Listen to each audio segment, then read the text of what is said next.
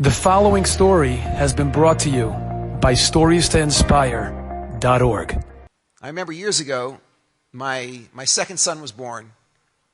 And when he was born, I remember we were at the hospital. My wife took a look at this little newborn and she said to him, "Oh, what a kadosh."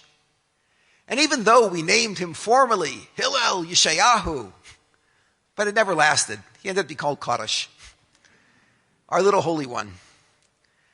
And Kadosh grew up, and I remember we decided we were going to go on a day trip to Netanya. I live in Jerusalem. We were going to go on a day trip to Netanya, and I remember I came home from morning prayers, and I walked in, and I said, "Okay, Hannah, my wife, let's go." And Hannah said, "Great.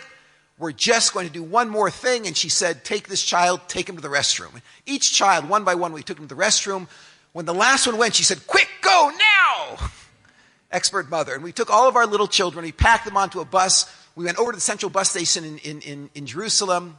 As soon as we got to the central bus station, being an experienced father with lots of little children, I realized you don't buy, there's two buses that go to Netanya. There's one that stops at every little city on the way. You don't buy that ticket with little children. I bought the express tickets, the one bus, straight shot, Jerusalem, Netanya. And got the tickets. As I was getting the tickets, my wife took each child back to the restroom one more time, was shaking and squeezing. Yes. As I got the tickets, they were just coming out of the restroom, and she said, "Okay, we're ready, let's go." And as we run towards the bus, we saw the bus, and Tanya was just pulling away, so I waved to him, and as he's pulling away, he waved back.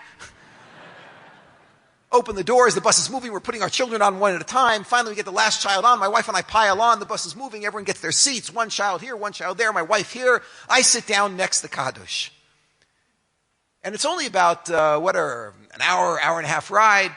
10 minutes into the ride, Hillel Yeshayahu, a.k.a. Kadosh, turns to me and says, "Abba, I have to use the restroom." I said, "Hillel, that's impossible. Use the restroom twice. Didn't have to go then, have to go now."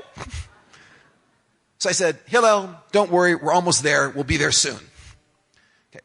That was a lie. 15 minutes later, "Abba, have to go now." So I realized we were not going to make it. There was no way this was going to actually end in a happy story. And so I got up and I walked over to the bus driver. In Israel, everybody has kids. The bus drivers are used to this. I realized I was not going to have a problem. I walked over to the bus driver and I said to him, "Excuse me, but I have a child. We really just pull over 1 minute on the side and we'll take care of everything. We'll keep going." And the bus driver said, "Express bus doesn't stop." So I tried to explain to him that it was a very serious situation. By this time, people could hear Hill in the back making noises. And it was a very serious situation. And I tried to explain to him, we really have a problem. But the bus driver was not stopping. By the time we pulled into Netanya, poor Hillel looked a little bit like a pretzel. And he was making noises, and my kids were really worried. The other kids were really worried. And so, the bus stopped, and my kids all jumped up and blocked the aisles. And my wife and I grabbed poor Hillel by the arms and carried him off the bus. And we immediately made a beeline for the restroom. And, we got to the restroom, and there was a big sign that said, "Under construction." And poor Hillel, and he was so disappointed. And I said to him, "Hillel, don't worry, there's a boardwalk right here. I'm sure we get out on the boardwalk, and, we're going to find a place right away." And my kids were so panicked, and they were running in front of us. And I saw my kids running down the boardwalk, and they went into a shop and out of a shop, and into a shop and out of a shop, and into a shop and out of a shop, and around the corner. It was not a good sign. We're carrying Hillel down the road, and a minute later, my oldest son comes running around the corner. And he comes and he says, "We found a restroom." So I said, "Where is it?" And Hillel, his eyes were just so wide.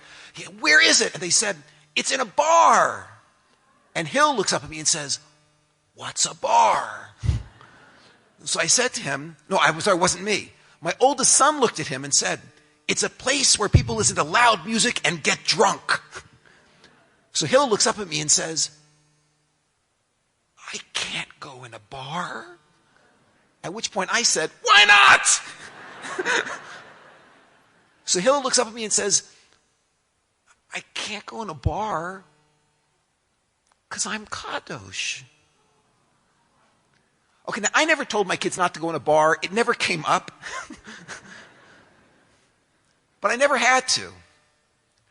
Because that little boy had this planting that happened day after day, many times a day, where he was told he was a Kadosh. At some point he learned that word means a holy one.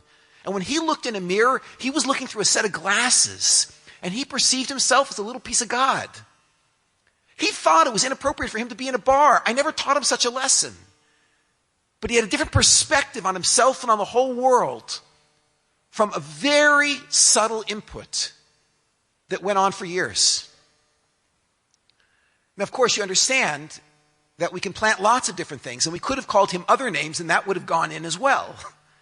So you have to be very, very careful what sort of lessons you plant, because they all take root. And over a period of time, they all take over the child's personality.